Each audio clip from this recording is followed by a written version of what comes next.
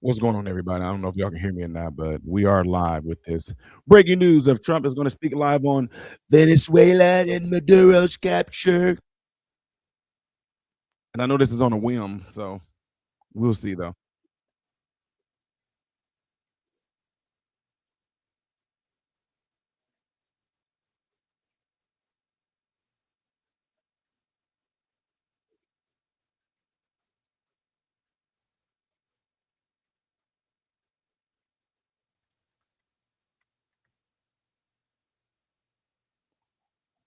We shall see.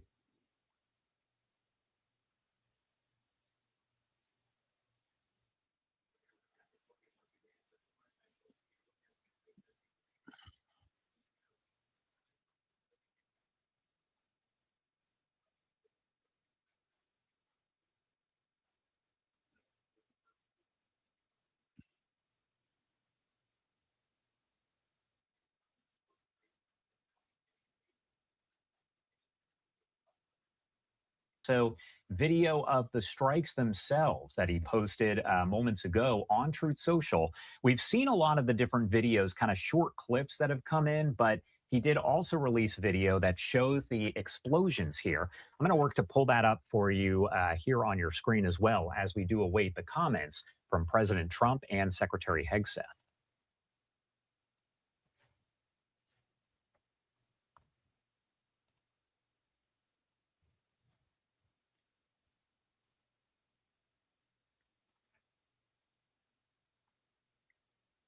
I just want to get up and say that And no unfortunately, one not can able to do pull what that I up just just done yet. with But as I Maduro. I mentioned, our captured producer him, Ryan is working I on that, did. so we're going to show it to you. No one else can do what I've done. People say, you're the most, ready president of it all. You've captured people. You protect the Christians. I did it all. What's going on, folks? Hope y'all all doing well. Trump is soon to speak and address the nations, as y'all can see from Mar-a-Lago, regarding the capture of Maduro, which is going to help a great deal of people not lose their lives. Deadwood, my friend, happy new year to your brother. Another year, man. Appreciate you, man, sticking it out with me, man. Seriously. Deadwood is one of my old school folks right here. It's old school right there. One of my OGs.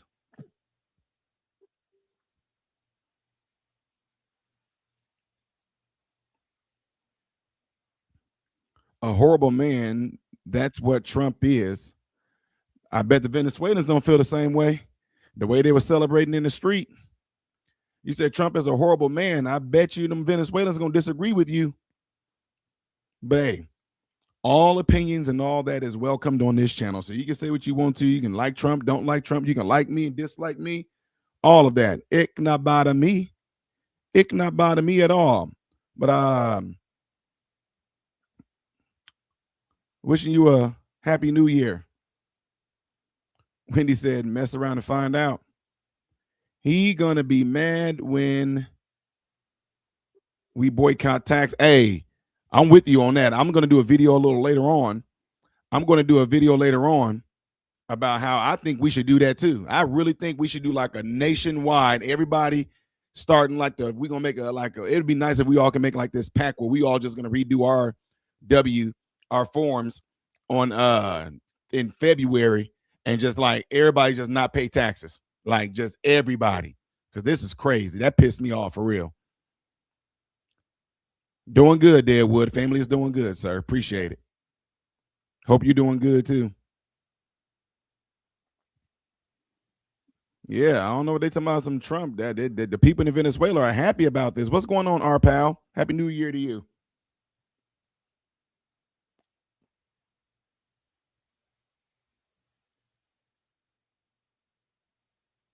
Only horrible people think Trump is horrible.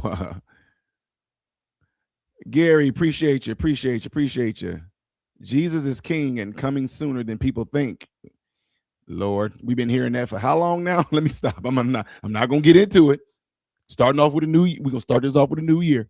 Jesus been coming soon since my great grandma been talking about it. Appreciate the courage and the love and love your content. Hey, appreciate that. Poet June Harden, I really do appreciate that, sis. Says Greta. Greta's on her way to Venezuela. Right. How dare you take away Maduro? Oh man, hey. Seriously, much love to you. Poet June, I really do appreciate you letting me know that. I really do.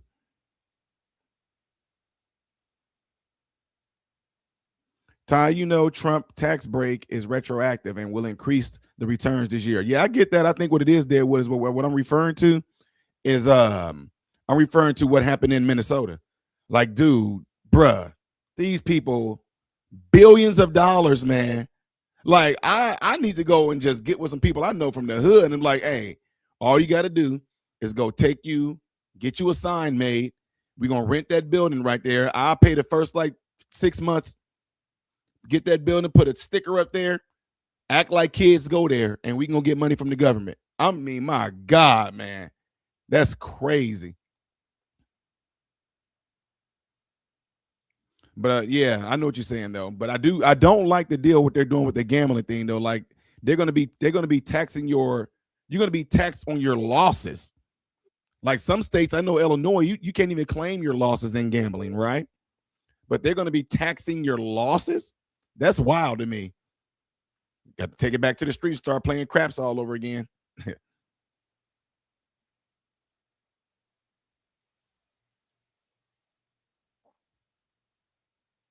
Happy New Year to you too, William. We should, because it's just going to go to the fraud. Exactly. Why should we pay all these people? Exactly. If they get government grants and funding, they don't have to pay that back.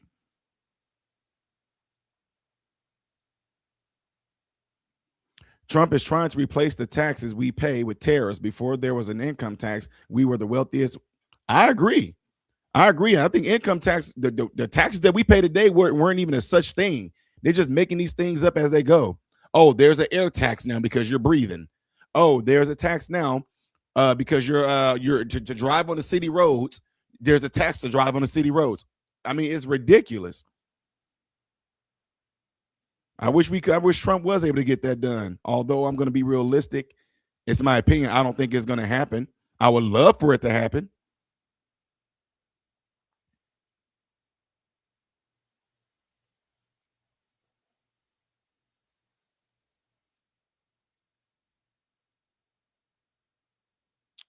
Let's see. So you really think God wants to destroy his creation? I think Tabitha is referring to the person who's saying that like the world is about to end type stuff. So I think that's what you're referring to. I may be mistaken. Everyone should boycott taxes until people get arrested. I would love if we did that. I'm keeping it 100% real with y'all. I would love if we did that.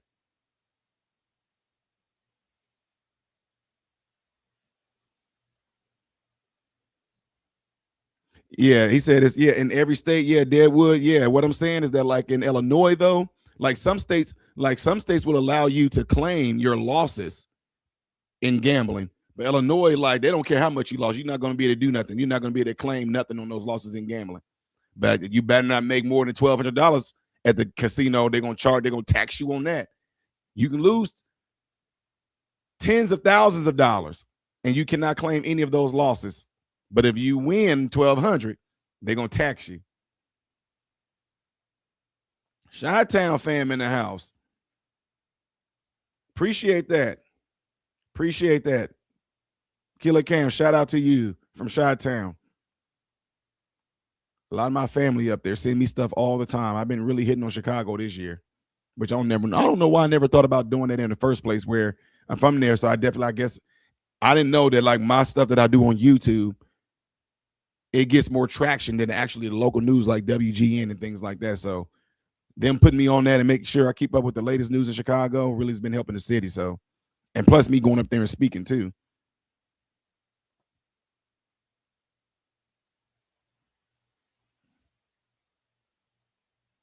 Oh, for sure.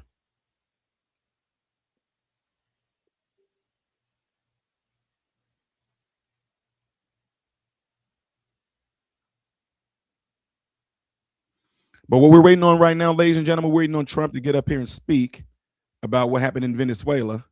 I think it's awesome because you guys do know that during the Biden administration, that Venezuela, like Trump said, they were releasing all these people into our country. And Trump even said it. Trump said that the Venezuelans was opening their prisons up and releasing the worst of their worst people.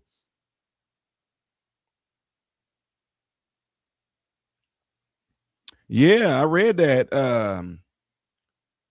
I read that somewhere. I'm talking about right here, guy. I read that, and I'm like, so then what? It's like, is it our fault because we all just went through life and we became so accustomed to it, we just let it continue to happen? I 100% agree. I 100 Magic Speed. I 100% agree.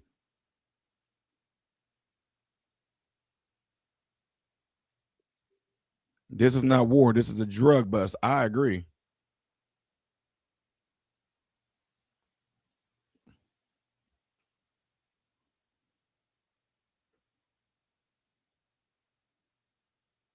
Womp womp. What? What in the world?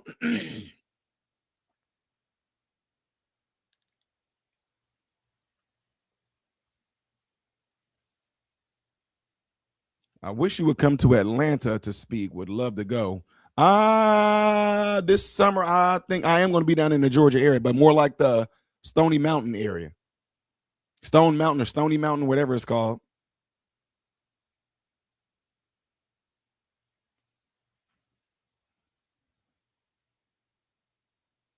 You believe in Jesus, right? A little off the side. Oh, 100% I do. 100%. Say, because we are angry. Darn right. So, ladies and gentlemen, I appreciate you guys all being here right now. If y'all have not done so yet, don't forget to click the thumbs up button right now if you haven't done it yet. Please, please, please click that thumbs up button because it helps the channel. And right now, again, I just want to kind of give y'all an update. We are waiting for President Trump to come up and speak about what happened in Venezuela. And what I do like about it, and I guarantee you I might be wrong on this, but I don't think I am. I guarantee you President Trump is going to speak about the brave military that carried us out and how efficient they were, how precise they were, all those good things. I guarantee you President Trump is going to do that.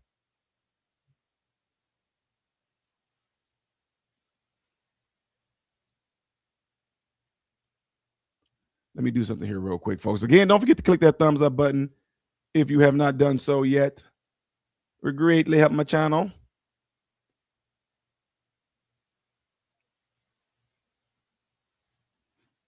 All right, let me see where y'all are at. Said finally some real news, huh? Find some real news.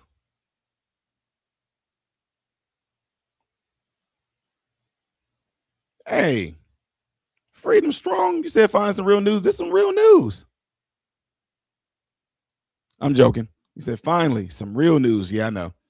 This is some real news. I thought, I don't know, I'm reading two different things right here. He said finally some real news. My bad. It seemed like I don't know what I'm saying. Oh, this.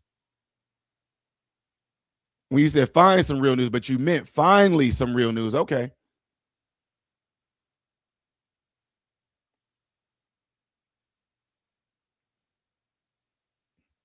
Well, actually, while we waiting, I can't address this. It says all through the Bible tells us all the Antichrist shows up first, and you will know the Lord and Savior is coming soon. The locusts are swarming. You're not gonna see that. I'm sorry. I get the sentiment, but no, because the Antichrist has already gone out in the world. And I can show you the Bible scripture where it talks about the Antichrist and said it's already out, and that was back during that time when the Antichrist was already going out in the world. But as far as as far as locusts, you're not gonna see no swarming of locusts all over the world. I don't want to get deep into that, but that's been taught since the late 1800s into the early 1900s. That message of rapture and all that, and before that, no one spoke on it. None of the apostles, none of the disciples, none of the people like Martin Luther, the Christian folks. Afterwards, I went to this, I forget her name. I used to know her name off the top of my head, came in with the message of the rapture and all that. So all the doom and gloom. Oh, look at here. Oh, look at the wars and the rumors of wars. There's always been wars and rumors of wars. Oh, look at the earthquakes. There's always been earthquakes in different places. And there's probably some earthquakes today you don't know about. My thing is, I wouldn't want anybody to go living their life in fear all day long because they think it's going to happen. You know what I mean? You living your life, you're living your life out of fear for the rest of your life because you're thinking that Jesus is getting ready to come back. You know, and I just asked some basic questions. I know a lot of pastors get mad when I ask them things like this because they said he's going to come for all the world to see. So how big is Jesus going to be? Jesus is going to have to be the size of the earth for everyone to see. You know, I mean, I don't like to get into it because people end up getting a little offensive. Next thing you know, I'm getting messages and comments. I'm unsubscribing from your channel. You are an antichrist. I thought you were smart. I thought you were this. I thought you were that. And I'm unsubscribing. And happens all the time, I promise you, which is reason why I don't like to even get into it. So yeah, sometime Deadwood. I'm not, to be honest with you, Deadwood, I got one more son that's in the house right now. He's in his sophomore year in cybersecurity right now. So I want to make sure because I want to make sure I'm present for even though he's grown, I'm still want to be present in my son's life.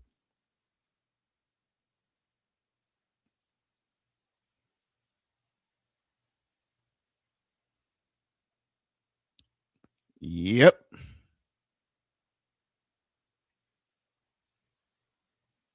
Said stay tuned for the crumbling of New York City, huh? Thanks to the social. Hey, give them what they asked for.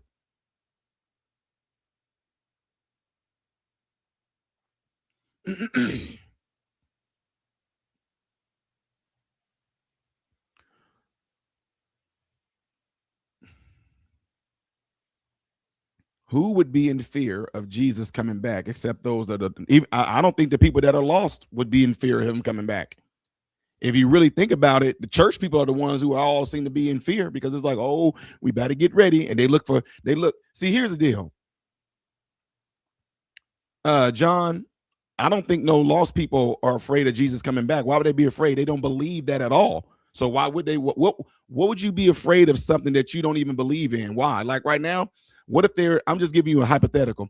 What if in another religion, they taught that, 2030 is going to be the purging of Christians, like whatever this religion is, they're going to send out a purging spirit, and this purging spirit is going to purge all Christians.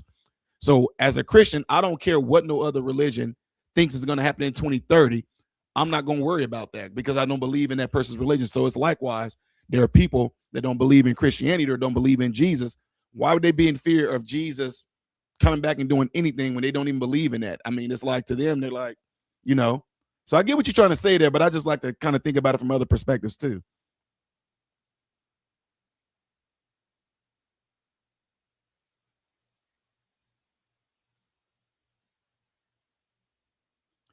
Yeah, Deadwood, you've been here. I think, man, when you came onto my channel, Deadwood, my sons weren't even really, gosh, you talking 2016? Man, that's almost 10 years, dude. There it is, right there is what I was talking about. Yes, the spirit of Antichrist has gone out in the world, but that is different. That is the personification bodily. No, we can't be trying to do that now. Don't try to switch it up now. Yeah, the spirit of Christ has already gone out into the world. But that ain't that spirit of Christ, though. See, what the one we talking about is, no, come on now. President Trump still ain't came out. As soon as we get it, but it just provides a little bit more context on our come out against it. In Venezuela has been a bust, a total bust for a long period of time. They were pumping almost nothing by comparison to what they could. Can y'all hear that? Have been pumping. I want to make sure y'all can hear this. Place. We're going to have our very large United States oil companies, the biggest anywhere in the world. Personnel who were injured in the attack. We see President Trump. Let's lift up the audio. Okay, thank you very much. This is big stuff. We appreciate you being here. Late last night and early today, at my direction, the United States Armed Forces conducted an extraordinary military operation in the capital of Venezuela. Overwhelming American military power, air, land, and sea, was used to launch a spectacular assault. And it was an assault like people have not seen since World War II. What? It was a force against a heavily fortified military fortress in the heart of Caracas to bring outlaw dictator Nicolas Maduro to justice. This was one of the most stunning, effective, and powerful displays of American military might and competence in American history. And if you think about it, we've done some other good ones, like the attack on Soleimani, the attack on al-Baghdadi, and the obliteration and decimation of the Iran nuclear sites just recently in an operation known as Midnight Hammer. All perfectly executed and done. No nation in the world could achieve what America achieved yesterday, or frankly, in just a short period of time. If you're looking to get a new fence with fast installation in the lowest... Bro, what is this? Get out of this. Powerless as the men and women of our military, working with U.S. law enforcement, successfully captured Maduro in the dead of night. It was dark. The lights of Caracas were largely turned off due to a certain expertise that we have. It was dark and it was deadly. But captured along with his wife, Celia Flores, both of whom now face American justice. Maduro and Flores have been indicted in the Southern District of New York, it's Jay Clayton, for their campaign of deadly narco-terrorism against the United States and its citizens. I want to thank the men and women of our military who achieved such an extraordinary success overnight with breathtaking speed, power, precision, and competence. You rarely see anything like it. You've seen some raids in this country that didn't go so well. They were an embarrassment. If you look back to Afghanistan, or if you look back to the Jimmy Carter days, they were different days. We're a respected country again, like never before. These highly trained warriors, operating in collaboration with U.S. law enforcement, caught them in a very ready position. They were waiting for us. They knew we had many ships out in the sea. We're just sort of waiting. They knew we were coming. So they were in what's called a ready position. But they were completely overwhelmed and very quickly incapacitated. If you would have seen what I saw last night, you would have been very impressed. I'm not sure that you'll ever get to see it, but it was an incredible thing to see. Not a single American service member was killed, and not a single piece of American equipment was lost. We had many helicopters, many planes, many people involved in that fight. But think of that, not one piece of military equipment was lost, not one service member was, more importantly, killed. The United States military is the strongest and most fearsome military on the planet by far, with capabilities and skills our enemies can scarcely begin to imagine. We have the best equipment anywhere in the world. There's no equipment like what we have. And you see that even if you just look at the boats. You know, we've knocked out 97% of the drugs coming in by sea. 90%. Each boat kills on average, 25,000 people. We knocked out 97%. And those drugs mostly come from a place called Venezuela. We're going to run the country until such time as we can do a safe, proper, and judicious transition. So we don't want to be involved with having somebody else get in, and we have the same situation that we had for the last long period of years. So we are going to run the country until such time as we can do a safe, proper, and judicious transition. And it has to be judicious because that's what we're all about. We want peace, liberty, and justice for the great people of Venezuela. And that includes many from Venezuela that are now living in the United States and want to go back to their country. It's their homeland. We can't take a chance that somebody else takes over Venezuela that doesn't have the good of the Venezuelan people in mind. We've had decades of that. We're not going to let that happen. We're there now, and what people don't understand, but they understand as I say this, we're there now, but we're going to stay until such time as the proper transition can take place. So we're going to stay until such time as we're going to run it, essentially, until such time as a proper transition can take place. As everyone knows, the oil business in Venezuela has been a bust, a total bust, for a long period of time. They were pumping almost nothing by comparison to what they could have been pumping and what could have taken place.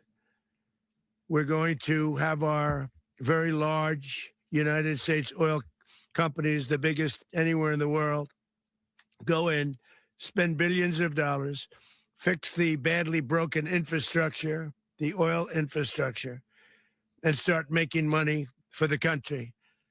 And we are ready to stage a second and much larger attack if we need to do so. So we were prepared to do a second wave if we needed to do so. We actually assumed that a second wave would be necessary, but now it's probably not.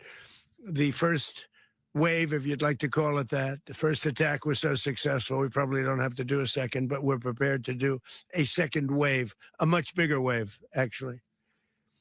This was pinpoint, but we have a much bigger wave that probably won't have to do.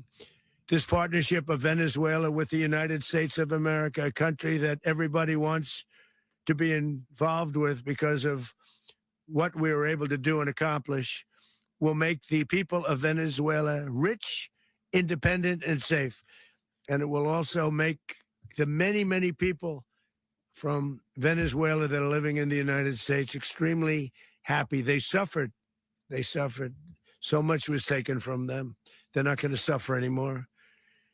The illegitimate dictator Maduro was the kingpin of a vast criminal network responsible for trafficking colossal amounts of deadly and illicit drugs into the United States. As alleged in the indictment, he personally oversaw the vicious cartel known as Cartel de las Solas, which flooded our nation with lethal poison, responsible for the deaths of countless Americans, the many, many Americans. Hundreds of thousands over the years of Americans died because of him. Maduro and his wife will soon face the full might of American justice and stand trial on American soil.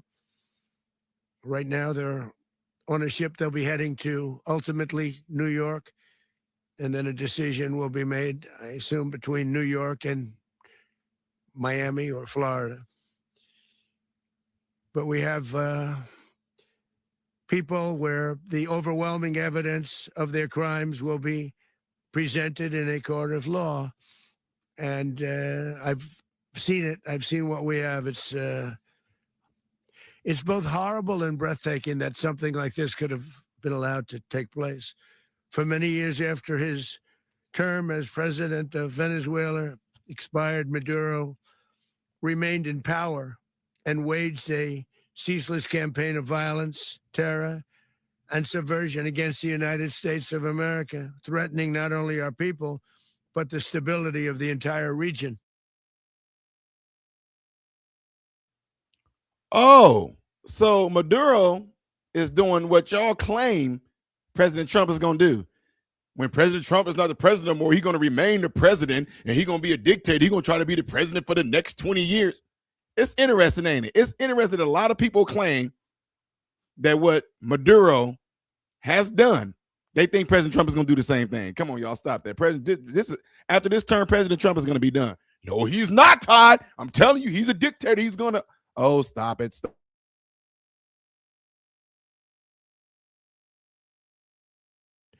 And you all saw it. In addition to trafficking gigantic amounts of illegal drugs that inflicted untold suffering and human destruction all over the country, all over, in particular, the United States, Maduro sent savage and murderous gangs, including the bloodthirsty prison gang, Tren de Aragua, to terrorize American communities nationwide. And he did indeed.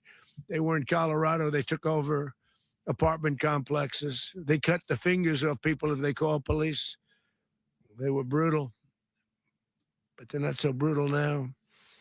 And I just have to congratulate our military, Pete and everybody, and our National Guard, because the job that they've done, whether it's in Washington, D.C., where we have a totally safe city, where it was one of the most unsafe cities anywhere in the world, frankly, and now we have no crime in Washington, D.C. We haven't had a killing. We had the terrorist attack a few weeks ago. A little bit of a different kind of a threat, but we haven't had a killing in a long period of time, 6-7 months. We used to have on average, 2 a week in Washington, our capital. We don't have that anymore. The restaurants are opening. Everyone's happy. They're walking their daughters. They're walking their children, their wives. They walk to restaurants. Restaurants are opening all over Washington, D.C. So I want to thank the National Guard. I want to thank our military. And I want to thank law enforcement. Been amazing. And they should do it with more cities. We're doing it, as you know, and we're doing it in Memphis, Tennessee right now, and crime is down. We've just sort of started a few weeks ago, but crime is down now 77%. And the governor of Louisiana called, great person, and he wanted us to help him, as you know, in a certain very nice part of Louisiana. And we have done that. And it was a rough section, and we have crime down. I understand it's down to almost nothing already after 2.5 weeks. New Orleans, it's down to almost nothing.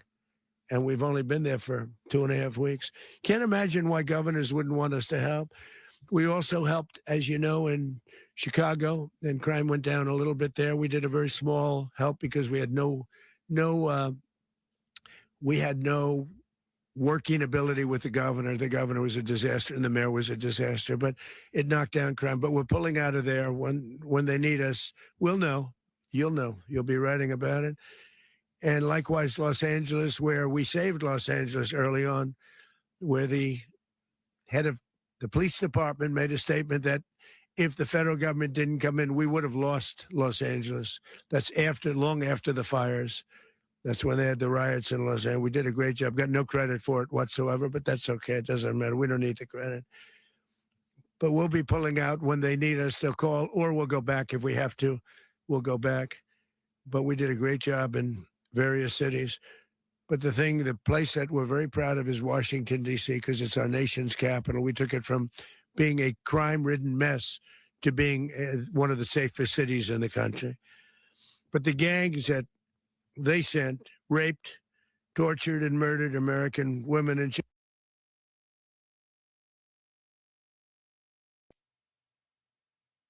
Freedom by invasion. When has that worked? If you living in America, you answer that question yourself. What the heck? Oh. Children. They were in all of the cities I mentioned, Tren de Aragua. And they were sent by Maduro to terrorize our people. And now Maduro will never again be able to threaten an American citizen or anybody from Venezuela. There will no longer be threats. For years, I've highlighted the stories of those innocent Americans whose lives were so heartlessly robbed by this Venezuelan terrorist organization. Really one of the worst. One of the worst. They say the worst. Americans like 12-year-old Jocelyn Nungary from Houston. Beautiful Jocelyn Nungary. What happened to her? They, as you know, they kidnapped, assaulted, and murdered by Tren de Aragua animals. They murdered Jocelyn and left her dead under the bridge. There was a bridge that will never be the same to so many people after seeing what happened. As I've said many times, the Maduro regime emptied out their prisons, sent their worst and most violent monsters into the United States to steal American lives. And they came from mental institutions and insane asylums. They came from prisons and jails. The reason I say both, they sound similar. Actually, prisons, a little bit more hostile, a little bit tougher. A mental institution isn't as tough as an insane asylum, but we got them both. They sent from their mental institutions. They sent from their jails, prisons. They were drug dealers. They were drug kingpins. They sent everybody bad into the United States, but no longer. And we have now a border where nobody gets through. In addition, Venezuela unilaterally seized and stole American oil, American assets, and American platforms, costing us billions and billions of dollars. They did this a while ago, but we never had a president that did anything about it. They took all of our property. It was our property. We built it. And we never had a president that decided to do anything about it. Instead, they fought wars that were 10,000 miles away. We built Venezuela oil industry with American talent, drive, and skill, and the socialist regime stole it from us during those previous administrations, and they stole it through force. This constituted one of the largest thefts of American property in the history of our country. Considered the largest theft of property in the history of our country. Massive oil infrastructure was taken like we were babies, and we didn't do anything about it. I would have done something about it. America will never allow foreign powers to rob our people or drive us back into and out of our own hemisphere. That's what they did. Furthermore, under the now deposed dictator Maduro, Venezuela was increasingly hosting foreign adversaries in our region and acquiring menacing offensive weapons that could threaten U.S. interests and lives. And they used those weapons last night. Potentially in league with the cartels operating along our border. All of these actions were in gross violation of the core principles of American foreign policy, dating back more than 2 centuries. And not anymore. All the way back, it dated to the Monroe Doctrines. And the Monroe Doctrine is a big deal. But we've superseded it by a lot. By a real lot. They now call it the Monroe Document. I don't know. It's Monroe Doctrine.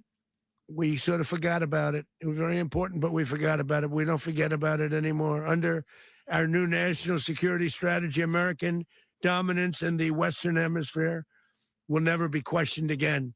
Won't happen. So just in concluding, for decades, other administrations have neglected or even contributed to these growing security threats in the Western Hemisphere. Under the Trump administration, we are reasserting American power in a very powerful way in our home region. And our home region is very different than it was just a short while ago. The future will be, and we did this in my first term. We had great dominance in my first term, and we have far greater dominance right now. Everyone's coming back to us. The future will be determined by the ability to protect commerce and territory and resources that are core to national security. These are core to our national security. Just like tariffs they've made our country rich, and they've made our national security stronger than ever before. But these are the iron laws that have always determined global power. And We're going to keep it that way. We will secure our borders. We will stop the terrorists. We will crash the cartels, and we will defend our citizens against all threats, foreign and domestic. Other presidents may have lacked the courage or whatever to defend America, but I will never allow terrorists and criminals to operate with impunity against the United States. This extremely successful operation should serve as warning to anyone who would threaten American sovereignty or endanger American lives. Very importantly, the embargo on all Venezuelan oil remains in full effect. The American Armada remains poised in position, and the United States retains all military options until United States demands have been fully met and fully satisfied. All political and military figures in Venezuela should understand what happened to Maduro. Monday.com, the opposite of any work platform we tried in the past. We tried other work management platforms, not naming names. Fair, even to their people. The dictator and terrorist, Maduro, is finally gone in Venezuela. People are free. They're free again. It's been a long time for them, but they're free. America is a safer nation. This morning, it's a prouder nation this morning because it didn't allow this horrible person and this country that was doing very bad things to us. It didn't allow it to happen. And the Western Hemisphere is right now a much safer place to be. So I want to thank everybody for being here. I want to thank General Raisin Kane. He's a fantastic man. I've worked with a lot of generals. I worked with some I didn't like. I worked with some I didn't respect. I worked with some that just weren't good. But this guy is fantastic. I watched last night one of the most precise attacks on sovereignty. I mean, it was an attack for justice. And I'm very proud of him. And I'm very proud of our Secretary of War, Pete Hegseth, who I'm going to ask to say a few words. Thank you very much. Mr. President, can you explain how the U.S. will run Venezuela? Well, thank you, Mr. President. Finally, a commander-in-chief the world respects and the American people deserve. And as the president said, words can barely capture the bravery and the power and the precision of this historic operation. A massive joint military and law enforcement raid flawlessly executed by the greatest Americans our country has to offer. American warriors are second to none, the best in the world and the best of our country. What all of us witnessed last night was sheer guts and grit, gallantry, and glory of the American warrior. I'm simply humbled by such men. And I tip my hat to our chairman, Dan Raisin Kane, and all those Americans who stood watch last night. Our warriors are the elite of America. And again, President Trump has your back. No other country on planet Earth, and it's not even close, could pull this kind of operation off. And no other president has ever shown this kind of leadership, courage, and resolve. The most powerful combination the world has ever seen. As the president said, our adversaries remain on notice. America can project our will anywhere, anytime. The coordination, the stealth, the lethality, the precision, the very long arm of American justice, all on full display in the middle of the night. Nicolas Maduro had his chance, just like Iran had their chance, until they didn't and until he didn't. He effed around and he found out. President Trump is deadly serious about stopping the flow of gangs and violence to our country. Deadly serious about stopping the flow of drugs and poison to our people. Deadly serious about getting back the oil that was stolen from us. And deadly serious about reestablishing American deterrence and dominance in the Western Hemisphere. This is about the safety, security, freedom, and prosperity of the American people. This is America first. This is peace through strength. And the United States War Department is proud to help deliver it. Welcome to 2026. And under President Trump, America is back. I'd like to welcome now our Chairman Raising Cane to give a few more details about the operation, Mr. Chairman. Thank you, Mr. Secretary. Thank you, Mr. President, and good morning. Last night, on the order of the President of the United States and in support of a request from the Department of Justice, as the President said, the United States military conducted an apprehension mission in Caracas, Venezuela, to bring to justice two indicted persons, Nicolas and Cecilia Maduro. This operation, known as Operation Absolute Resolve, was discreet, precise, and conducted during the darkest hours of January 2nd and was the culmination of months of planning and rehearsal, an operation that, frankly, only the United States military could undertake. What I'd like to do this morning is talk to you through some of the preparation and the details without compromising any of our tactics, techniques, and procedures. There is always a chance that we'll be tasked to do this type of mission again. Our interagency work began months ago and built on decades of experience of integrating complex air, ground, space, and maritime operations. While the past 2 decades have honed the skills of our special operations forces, this particular mission required every component of our joint force, with soldiers, sailors, airmen, Marines, and Guardians working in unison with our intelligence agency partners and law enforcement teammates in an unprecedented operation. We leveraged our unmatched intelligence capabilities and our years of experience in hunting terrorists, and we could not have done this mission without the incredible work by various intelligence agencies, including the CIA, NSA, and NGA. We watched, we waited, we prepared, we remained patient and professional. This mission was meticulously planned, drawing lessons from decades of missions over the last many years, many missions over these last many years. This was an audacious operation that only the United States could do. It required the utmost of precision and integration within our joint force. And the word integration does not explain the sheer complexity of such a mission. An extraction so precise, it involved more than 150 aircraft launching across the Western Hemisphere in close coordination, all coming together in time and place to layer effects for a single purpose: to get an interdiction force into downtown Caracas while maintaining the element of tactical surprise. Failure of one component of this well-oiled machine would have endangered the entire mission, and failure is never an option for America's joint force. Those in the air over Caracas last night were willing to give their lives for those on the ground and in the helicopters. Let me talk a little bit about the preparation.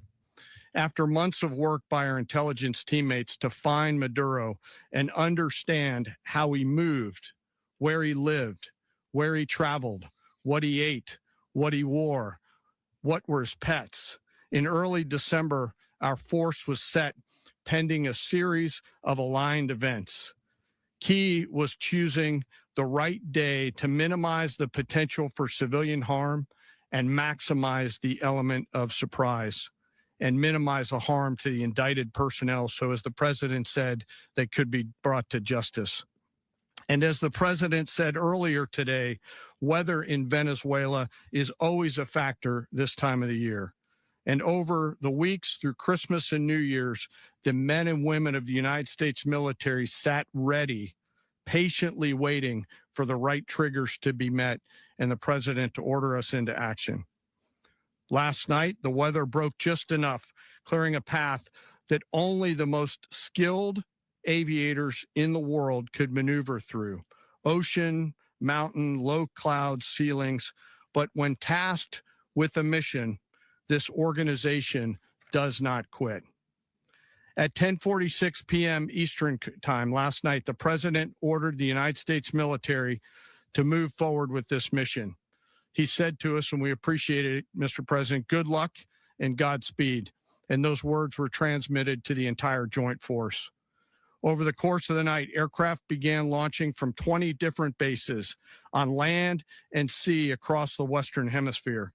In total, more than 150 aircraft, bombers, fighters, intelligence, reconnaissance, surveillance, rotary wing were in the air last night. Thousands and thousands of hours of experience were airborne. Our youngest crew member was 20, and our oldest crew member was 49. And there's simply no match for American military might. As the night began, the helicopters took off with the extraction force, which included law enforcement officers, and began their flight into Venezuela at 100 feet above the water. As they approached Venezuelan shores, the United States began layering different effects provided by Spacecom, Cybercom, and other members of the interagency to create a pathway. Overhead, those forces were protected by aircraft from the United States Marines, the United States Navy, the United States Air Force, and the Air National Guard.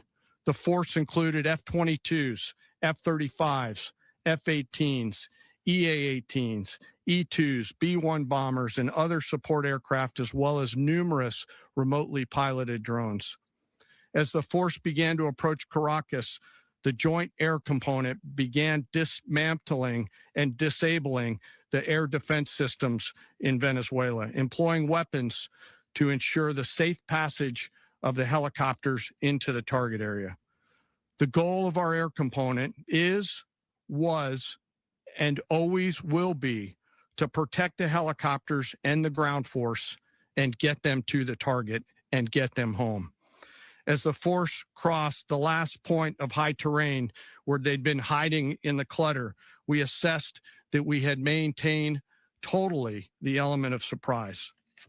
As the helicopter force ingressed towards the objective at low level, we arrived at Maduro's compound at 1:01 a.m. Eastern Standard Time, or 2:01 a.m. Caracas local time, and the apprehension force descended into Maduro's compound and moved with speed, precision, and discipline towards their objective, and isolated the area to ensure the safety and security of the ground force while apprehending the indicted persons. On arrival into the target area, the helicopters came under fire, and they replied with that fire with overwhelming force in self-defense. One of our aircraft was hit, but remained flyable, and as the president said earlier today, all of our aircraft came home, and that aircraft remained flyable during the rest of the mission. As the operation unfolded at the compound, our air and ground intelligence teams provided real-time updates to the ground force, ensuring those forces could safely navigate the complex environment without unnecessary risk. The force remained protected by overhead tactical aviation. Maduro and his wife, both indicted, gave up and were taken into custody by the Department of Justice, assisted by our incredible U.S. military with professionalism and precision, with no loss of U.S. life. After securing the indicted persons, the force began to prep for departure. Helicopters were called in to exfiltrate the extraction force, while fighter aircraft and remotely piloted aircraft provided overhead coverage and suppressive fire. There were multiple self-defense engagements as the force began to withdraw out of Venezuela. The force successfully exfiltrated and returned to their afloat launch bases, and the force was over the water at 3:29 a.m. Eastern Standard Time with indicted persons on board. And both Maduro and his wife were embarked aboard the USS Iwo Jima. In closing, what we've witnessed today is a powerful demonstration of America's joint force. We think, we develop, we train, we rehearse, we debrief, we rehearse again and again, not to get it right, but to ensure that we cannot get it wrong. Our jobs are to integrate combat power so when the order comes, we can deliver overwhelming force at the time and the place of our choosing against any foe anywhere in the world. I am immensely proud today of our joint force and filled with gratitude to represent them here today. There is simply no mission too difficult for these incredible professionals and the families that stand by them and support them. As we stand here this morning, our forces remain in the region at a high state of readiness, prepared to project power, defend themselves, and our interests in the region. This operation is a testament to the dedication and unwavering commitment to justice and our resolve to hold accountable those who threaten peace and stability. In closing, I want to express my heartfelt gratitude to the brave men and women who executed this mission. Their courage and tireless commitment to our nation are what makes us strong. Thank you, Mr. Secretary, and thank you, Mr. President. Well, I don't have much to add to what you've heard now, other than the following points. Nicolas Maduro was indicted in 2020 in the United States. He is not the legitimate president of Venezuela. That's not just us saying it. The first Trump administration, the Biden administration, the second Trump administration, none of those three recognized him. He's not recognized by the European Union and multiple countries around the world. He is a fugitive of American justice with a $50 million reward, which I guess we saved $50 million. And Make sure. yeah, exactly. But Don't let anybody claim it. Nobody deserves it but us. But I want to be clear about one thing. Nicolas Maduro had multiple opportunities to avoid this. He was provided multiple very, very, very generous offers and chose instead to act like a wild man, chose instead to play around. And the result is what we saw tonight. The other message here is the following. You have a guy, like many people around the world, they like to play games. You have a guy who decides he's going to invite Iran into his country, is going to, do the confiscation of American oil companies, is going to flood our country with gang members, is going to take Americans prisoner and try to hold them for hostage and trade them like he was able to do with the Biden administration. Basically likes to play games all this time and thinks nothing's going to happen. And I hope what people now understand is that we have a president. The 47th president of the United States is not a game player. When he tells you that he's going to do something, when tells you he's going to address a problem, he means it.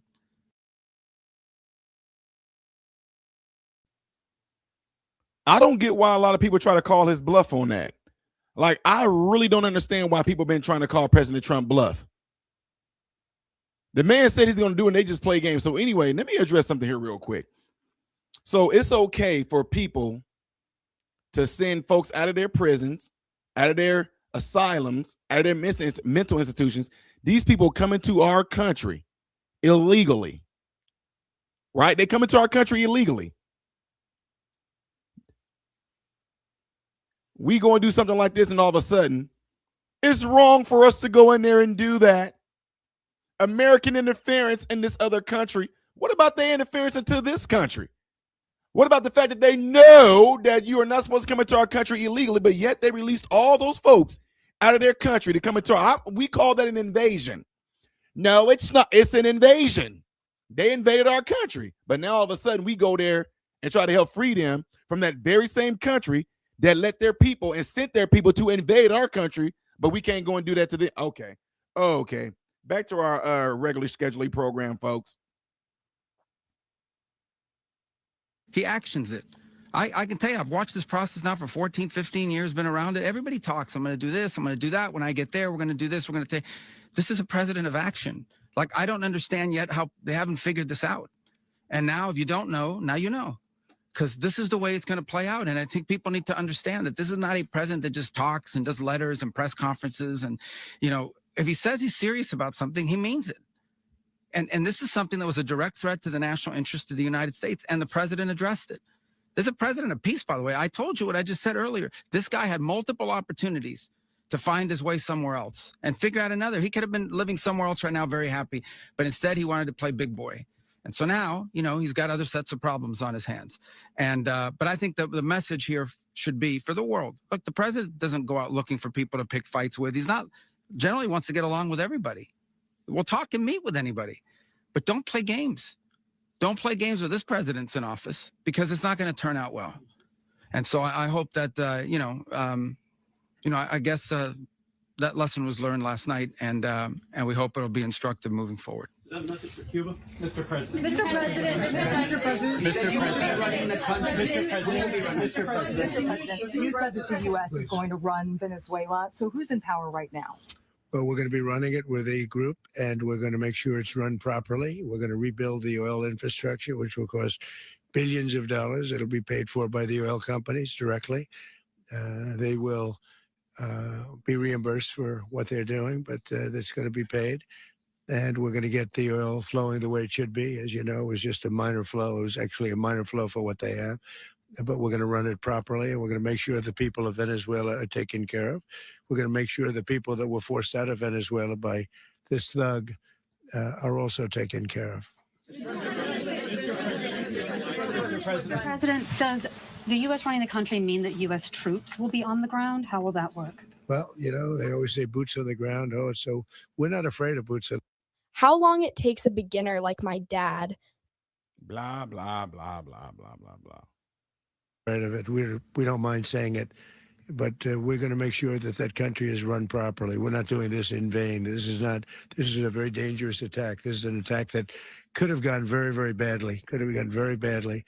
We could have lost a lot of people last night. We could have lost a lot of dignity. We could have lost a lot of equipment. The equipment is less important, but we could have lost a lot. And we're going to make sure that this is proper. We're there now. We're ready to go again if we have to. We're going to run the country right. It's going to be run very judiciously, very fairly. It's going to make a lot of money. We're going to give money to the people. We're going to reimburse people that were taken advantage of. We're going to take care of everybody. It's very important. We couldn't let them get away with it. You know, they stole our oil. We built that whole industry there, and they just took it over like we were nothing. And we had a president that decided not to do anything about it. So we did something about it. We're late, but we did something about it. Yeah, please. President, will you explain the exact mechanism by which you're going to run the country? Are you going to designate a U.S. official to coordinate? It's all being done right now. We're designating people. We're talking to people. We're designating various people, and we're going to let you know who those people are. That would run Venezuela. Well, it's largely going to be for a period of time. The people that are standing right behind me, we're going to be running it. We're going to be bringing it back. It's a dead. You know, I talk about a dead country. A year and a half ago, we were a dead country. Now we're the hottest country anywhere in the world. We're a country doing better than any country anywhere in the world, and it required leadership. Venezuela has a lot of bad people in there. A lot of bad people that shouldn't be leading. We're not going to take a chance that one of those people take over for Maduro. So you can look at, and others, we have fantastic people, including people in the military. So we're going to have a group of people running it until such time as it can be put back on track, make a lot of money for the people, and give people a great way of life, and also reimbursement for people in our country that were forced out of Venezuela. Rubio would be. You said earlier today that you weren't going to back Machado to come back and be the opposition leader in your Fox and Friends interview. And then you also mentioned the vice president of Venezuela. Are you going to work with the vice president of Venezuela, or how do you foresee the relationship Well, going? I understand she was just sworn in, but she was, as you know, picked by Maduro. So Marco's working on that directly. He just had a conversation with her, and she's essentially willing to do what we think is necessary to make Venezuela great again. Very simple. Mr. President, Colombian President Gustavo Petro, a couple weeks ago, he said he's got to watch his ass.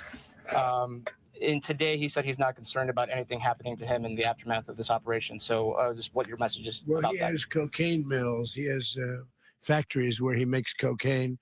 And yeah, I think I stick by my first statement. He's making cocaine. They're sending it into the United States. So he does have to watch his ass. Mr. President, did you notify any members of Congress in advance? Marco, do you want to talk about that? Because you were involved in Sure. We call members of Congress immediately after. This was not the kind of mission that you can do congressional notification on. It was a trigger-based mission in which conditions had to be met night after night. We watched and monitored that for a number of days. So it's just simply not the kind of mission you can call people and say, hey, we may do this at some point in the next 15 days. But it's largely a law enforcement function. Remember, at the end of the day, at its core, this was an arrest of 2 indicted fugitives of American justice, and the Department of War supported the Department of Justice in that job. Now, there are broader policy implications here, but it's just not the kind of mission that you can pre-notify because it endangers the mission. Plus, if I could add one thing to that, Congress has a tendency to leak. This would not be good. If they leaked, General, I think it would have been maybe a very different result. But I have to say, they knew we were coming at some point. You know, we had a lot of ships out there. They sort of knew we were coming. We went through. But Congress will leak, and we don't want leakers. Mr. President, you were one of the only people to watch this all play out live. What was Maduro doing when the U.S. forces entered what I assume would be his home? And also, was there any point where the U.S. was considering if Maduro pushed back or resisted killing Maduro? It could have happened. It could have happened. He was trying to get into a safe place. You know, the safe place is all steel. And he wasn't able to make it to the door because our guys were so fast. They went through the opposition so fast. And there was a lot of opposition. You know, people were wondering, do we get them by surprise? Sort of surprised, but they were waiting for something. It was a lot of opposition. There was a lot of gunfire. You saw some of it today. But he was trying to get to a safe place, which wasn't safe because we would have had the door blown up in about 47 seconds, they say on average, regardless of how thick the steel was. It was a very thick door. It was a very heavy door, but he was unable to get to that door. He made it to the door. He was unable to close it. Go ahead, finish. Where is Maduro going to be in the time being right now? Do you know his exact whereabouts? Eventually, ultimately, in the near future, he's going to be brought to New York. And where is he going to be held? Where is he going to be held in New York? Do you know? That's going to be up to the officials that do these things. Mr. President, the U.S. has something of a mixed track record of ousting dictators without necessarily a plan for what comes afterwards. Did that weigh on your decision? Well, that's when we had different presidents, but with me, that's not true. With me, we've had a perfect track record of winning. We win a lot, and we win. If you look at Soleimani, you look at al-Baghdadi, you look at the Midnight Hammer. Midnight Hammer was incredible. Right now, you wouldn't have peace in the Middle East. We have essentially peace in the Middle East because of that. If we weren't successful with Midnight Hammer, you wouldn't have peace in the Middle East. So with me, you've had a lot of victory. You've had only victories. You've had no losses. Yeah. Mr. President, can you? How long do you expect the U.S. to run Venezuela, and how soon do you want Venezuelan people to hold elections? So I'd like to do it quickly, but it takes a period of time. You know, we're rebuilding. We have to rebuild their whole infrastructure. The infrastructure is rotted. It's actually very dangerous. It's blow up territory. Oil is very dangerous. It's a very dangerous thing to take out of the ground. Can kill a lot of people. It has killed a lot of people doing just that. The infrastructure is old. It's rotted. Much of it is stuff that we put there 25 years ago, and we're going to be replacing it. And we're going to take a lot of money out so that we can take care of the country. Yeah. Are you saying that Secretary Rubio and Mr. President, China, Russia, and Iran have interests in Venezuela. How does this operation affect your relationships with them when it comes to the oil and drugs? And Russia, Russia, when we get things straightened out. But in terms of other countries that want oil, we're in the oil business. We're going to sell it to them. We're not going to say we're not going to give it to them. In other words, we'll be selling oil probably in much larger doses because they couldn't produce very much because their infrastructure was so bad.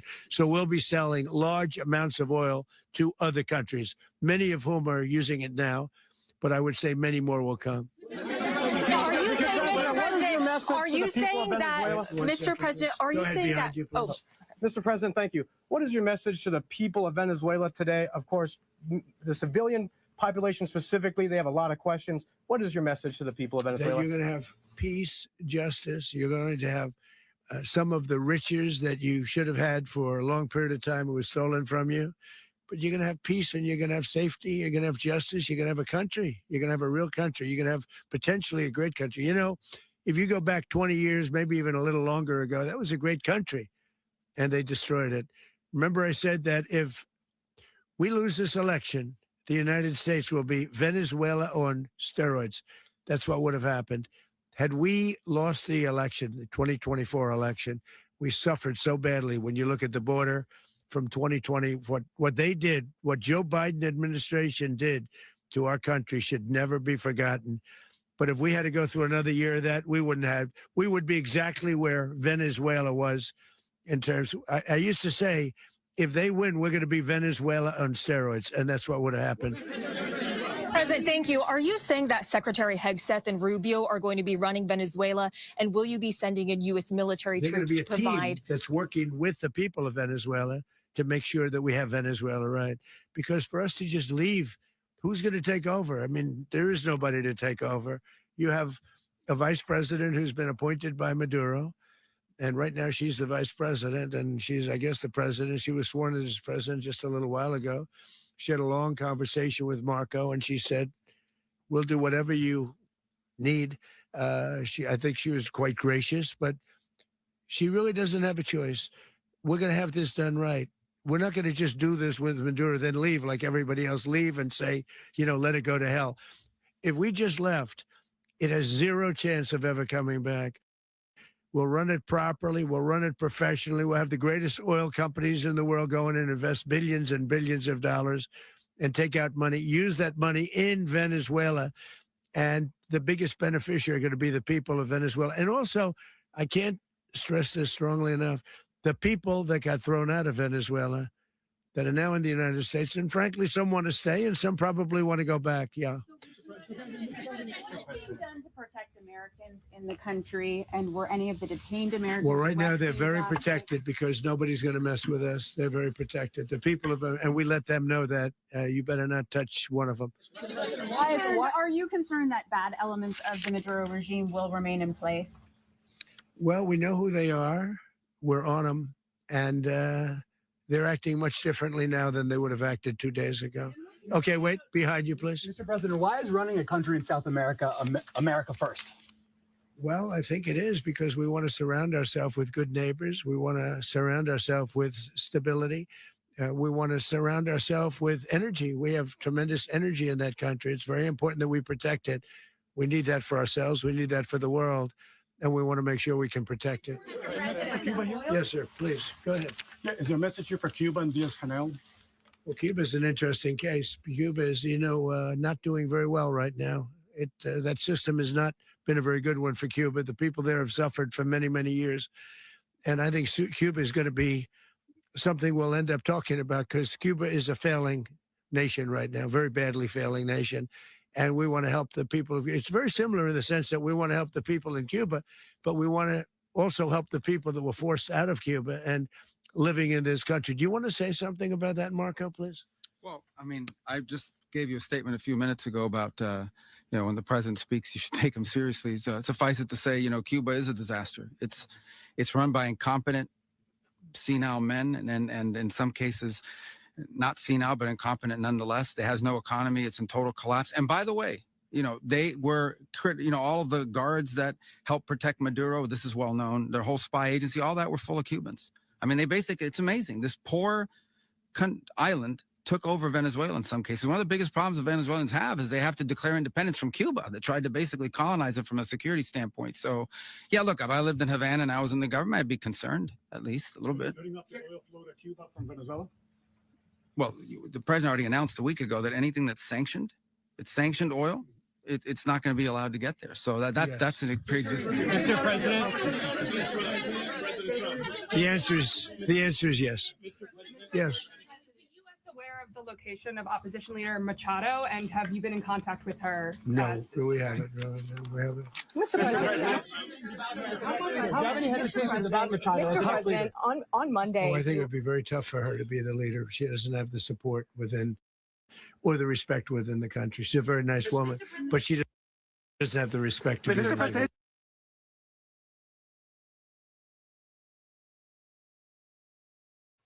I'm going to pause it for a moment here, and I just want to say this for those that may be against this and also those that may be for this. I'd rather say this. Those that are against President Trump and even those that are for President Trump, I have a question for you guys. I have a question for all of y'all.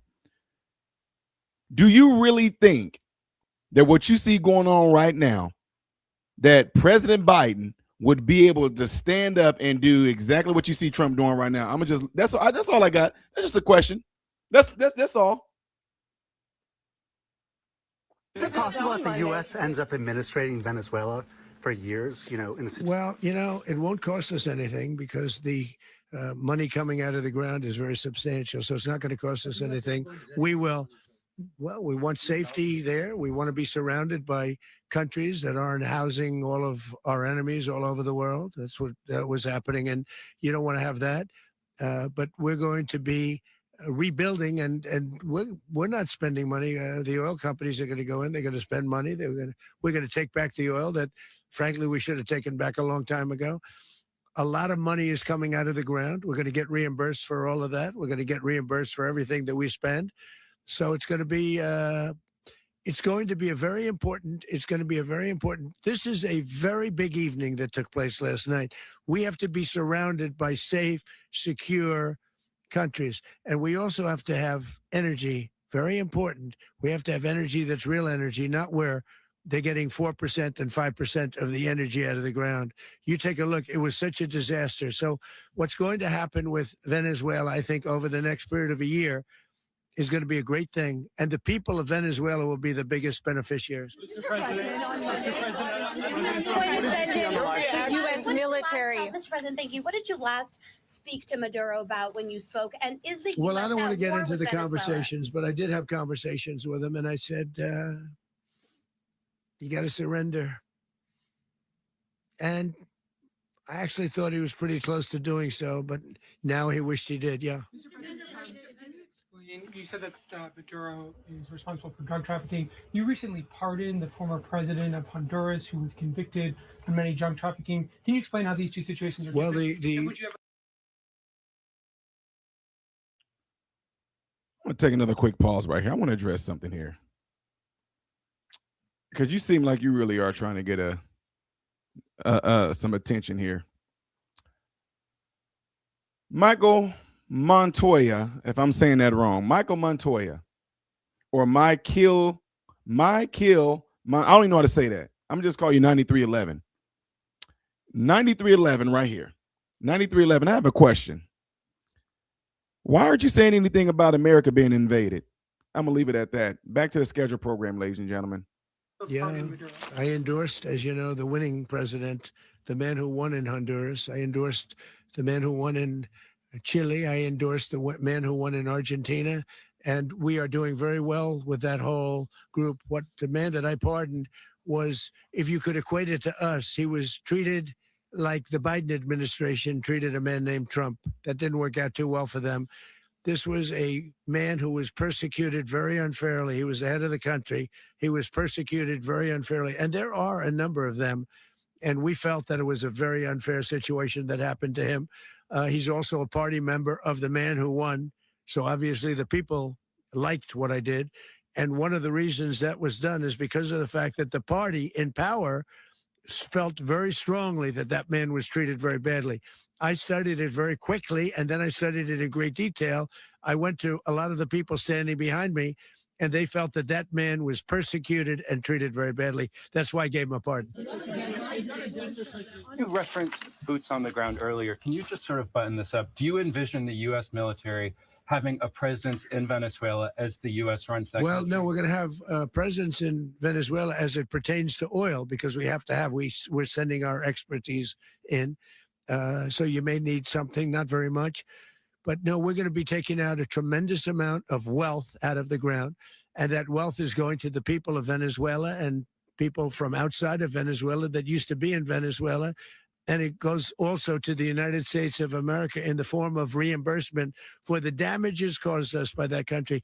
So I want to thank you all very much. Thank you. Do you have one? Yes, please. You were so nice before. I'm going to give you the final question. Go Thank ahead. you, Mr. Unless it's a President. bad question, in It's which about case I'll Putin. go one word. It's about who? It's about Putin. If you want About Putin. Well, that's always nice You had to a talk phone. about Putin.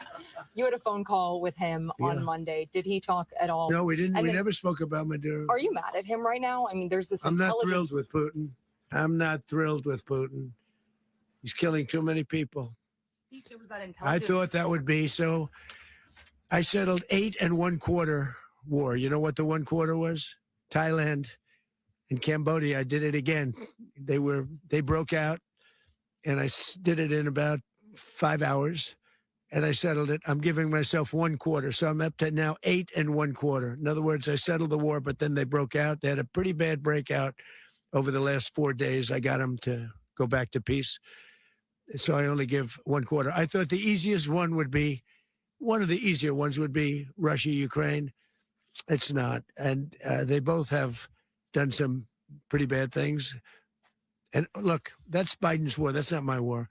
but I want to stop the lives. Did you see where last month, 30,000, it was 27,000 the month before. 30,000, mostly soldiers, were killed this last month.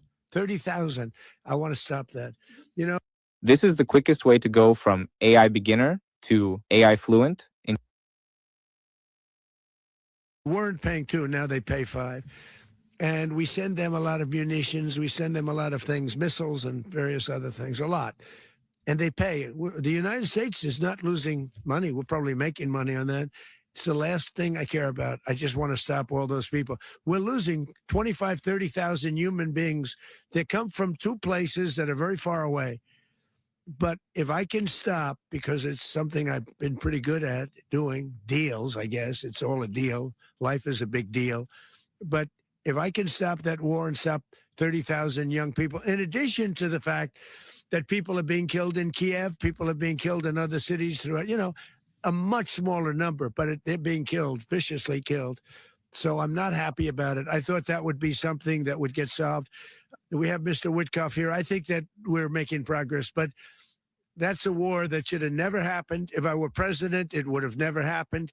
Putin says it. Everybody says it. If I were president, that would have never happened. But I inherited that war. That was Joe Biden, Zelensky, and Putin. I came into the situation, and it's a mess. And I will say this. I watched an operation last night that was so precise, that was so brilliant. I mean, it was incredible. If we had our people, like this general, and our people involved, that war would not have gone on very long. That I can tell you. That war, to use an old term, that war has become a bloodbath, and we want it to get stopped. Thank you very much. Are you concerned a rogue Venezuelan general can take over the country? All right, there you have it. Yes, there you have it. Awesome, awesome, awesome sauce.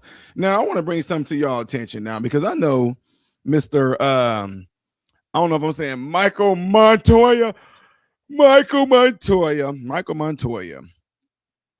in here, and you really seem to be upset about this, like an invasion, It's amazing that you keep on using the word invasion, and you never did answer my question when I said, what about the invasion that's happening here in America?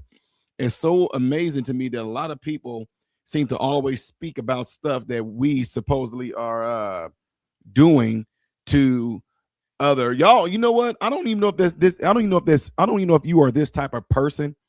I mean, I don't know if I'm saying you're Michael. I don't know if this is saying Michael whatever. You said with weapons, an armed invasion hasn't happened, so why would I mention it? An invasion is an invasion. I don't care if they come in with just some knives. I mean, they came in with drugs. They came in killing people like Lake and Riley. I mean, they came in driving trucks, causing families to get killed. Yeah, that's an invasion, especially if your country is allowing it to happen. Your country is opening up prisons. I mean, what? Come on now.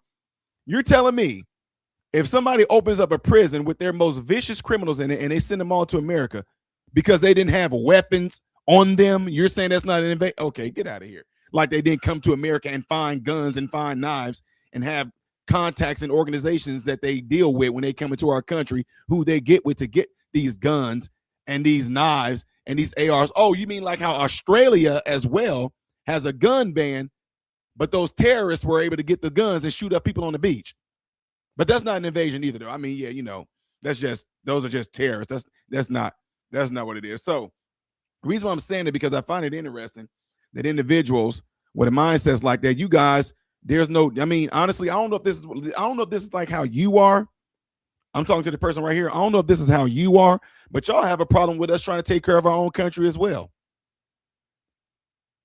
It's amazing to me that when y'all, I mean, the reason why I'm saying it, because y'all are the equivalents of a lot of times.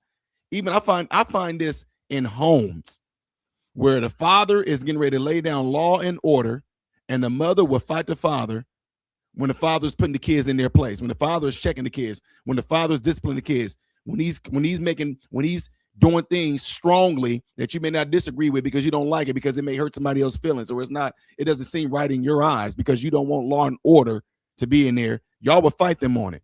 Even in our own country, law and order within our cities, law and order within our just the country, period.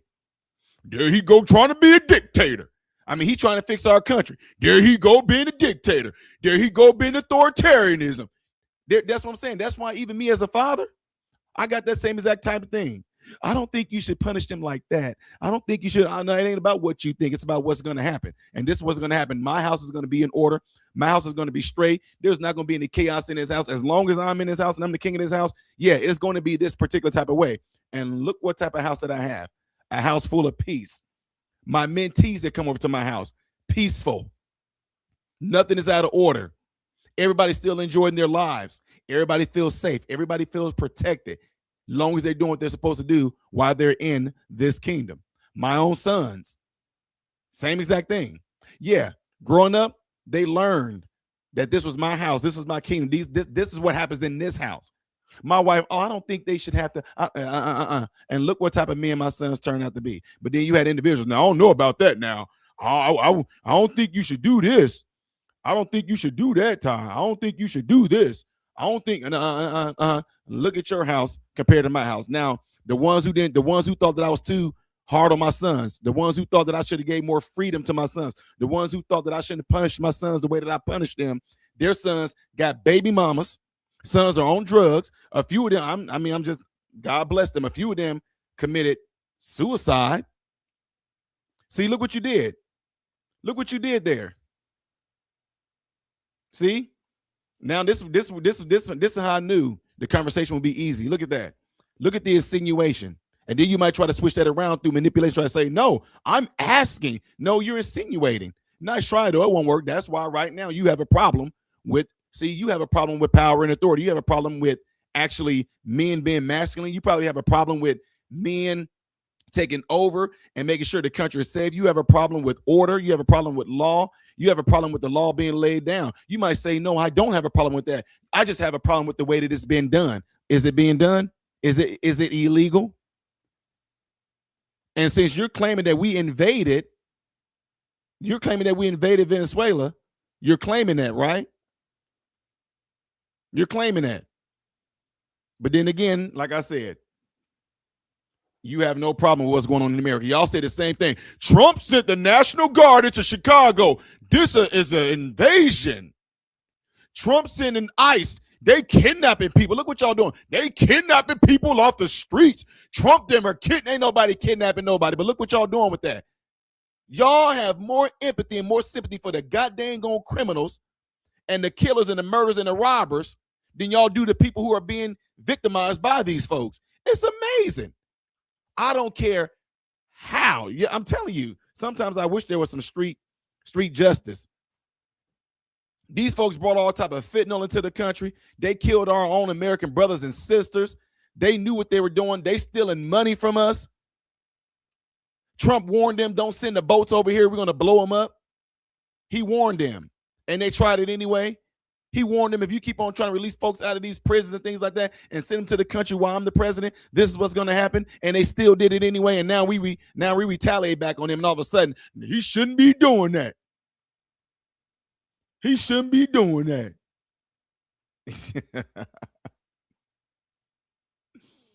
Oh, boy. Anyway, y'all. Y'all remember Elon Musk did this? Y'all remember that? Elon Musk went, He did the Hitler sign. He did the Hitler sign. Y'all see when Elon Musk went, And now you got Mondani. He did the same exact thing. Y'all ain't got, and then you ain't got nothing to say. Well, there's no, see that. You know what? The way I look at this, if you have a problem with being in America and you think America is so bad, it's all talk because you wouldn't be here. You wouldn't be here. You would not be here.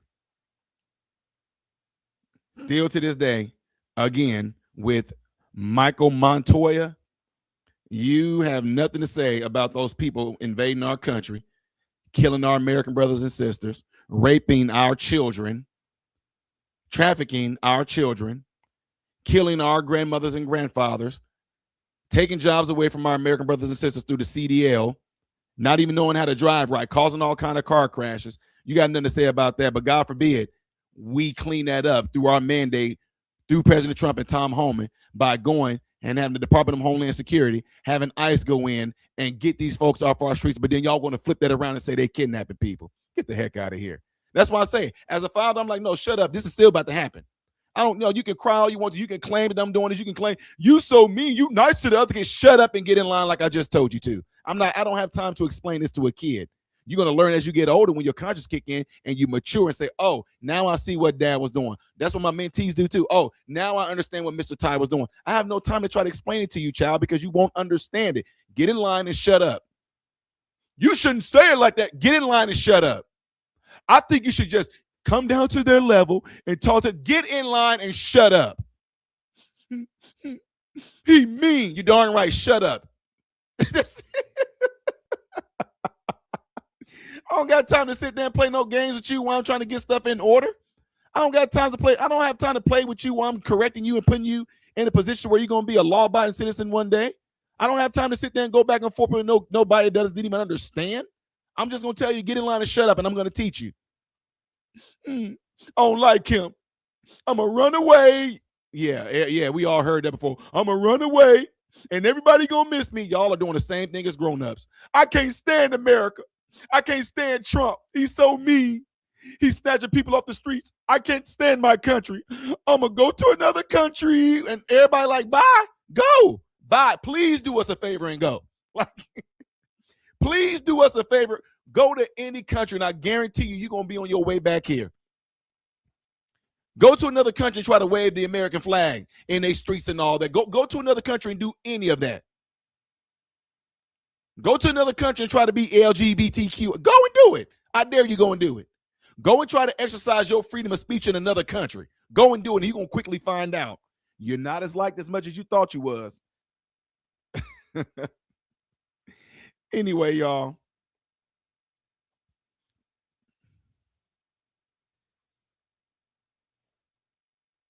If you really cared about any of that, Trump wouldn't be president. You got to be, you definitely have to be, young. If you really cared about any of that, Trump would not be president. Yeah, because it'll be Biden. It'll be Biden. Yeah, see, look, you're doing it right now. See, I called it. See what you're doing right now? I called out exactly what you was going to do. You're doing the same thing that those kids do when I check them. You do the same things when I put people in their place. Instead of focusing on the fact that you are wrong, you mean, you think you know everything. You arrogant. You conceited. You think you all that. That's not going to detract away from the fact that you're wrong on what you did. You don't care about our American brothers and sisters being murdered. You don't care about the Lakeland rallies, them being beaten, raped. You don't care about the kids that's found on the bridges and everything being sexually assaulted at 10 years old and killed by some foreigners, by some illegal aliens. You don't care about the fact that they made a wrong turn on purpose in the place that clearly says don't turn there and cause a Florida family to run into there and kill the whole family. You don't care about the fact that the man just sat there and ran a semi-truck through a whole family, crushed them like a can, like it was nothing. But what you care about is the fact that I'm being pissed off and coming at you with a righteous anger. You shouldn't be like that. Man, like I tell them kids, shut up. That's all. You shut up. You ran across you came across the wrong one. You came across a shut up kid. Get in line and shut up is what I'm telling you. You shouldn't talk like that. Look how I mean, get in line and shut up. You supposed to be a crit. Get in line and shut up. That's not gonna work on me. Get in line and shut up. Christians don't act like that. They're supposed to be nice and gentle and very. Have you not read that Bible? People were being slain by Christians in that. People were being slain by the people of God in that Bible. Go read that Bible. That Bible is bloody. You don't like that, do you? You're not used to that. I know. It's all right. It's all right.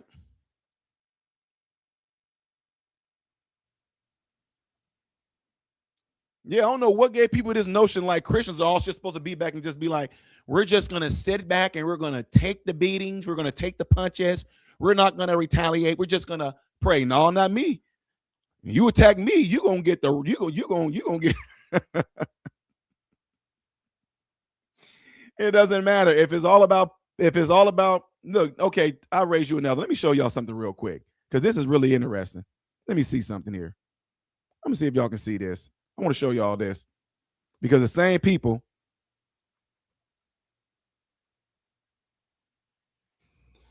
Wow, this egotistic, misogynistic, dictator, totalitarianist, xenophobic president needs to stop with all this crazy power trip that he's been having lately. I mean, this whole thing about him doing all of this crazy peace stuff, like this beef between Armenia and Azerbaijan, never should have had no peace. That beef between Cambodia and Thailand, yeah, Trump never should have brought peace there.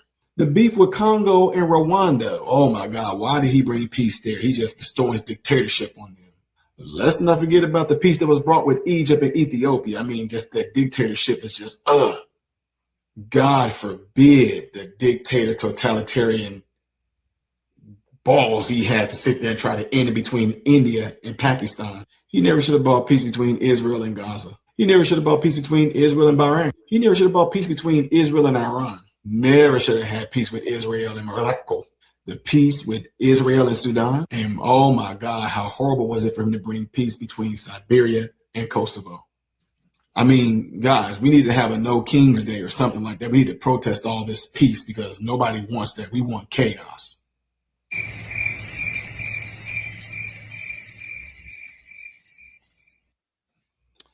Wow, why wasn't there any fuss about President Trump bringing peace? He invaded those countries and made them make peace.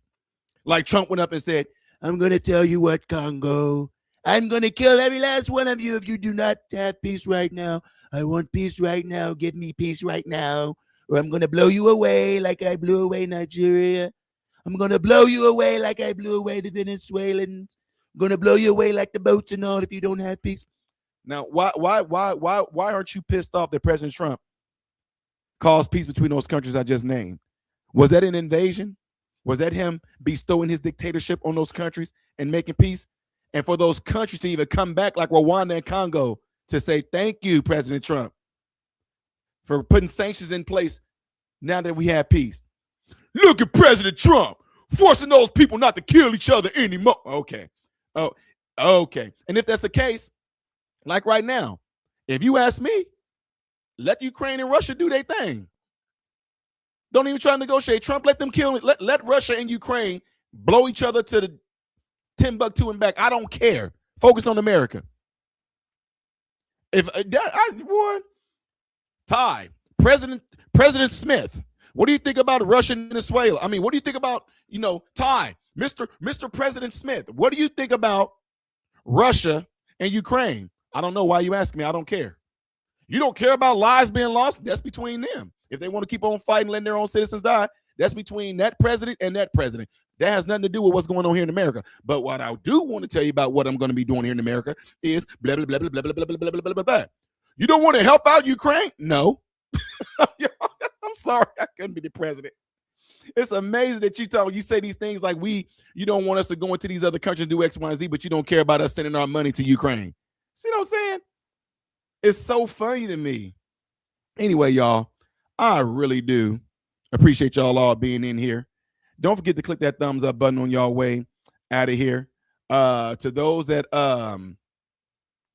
sent the Cash App, Stephen Hall, God bless you for the $2 super chat.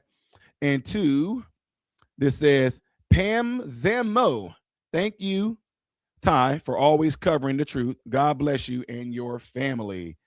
Really do appreciate that. Again, make sure y'all click that thumbs up button on your way out of here. And this is pretty fun. We're going to do this again. We definitely are going to have to do this again. So with that being said, you guys all know how I end on my videos. I'm Ty Smith, Modern Renaissance Man, and I hope and pray that every last one of you guys have food, shelter, and clothing.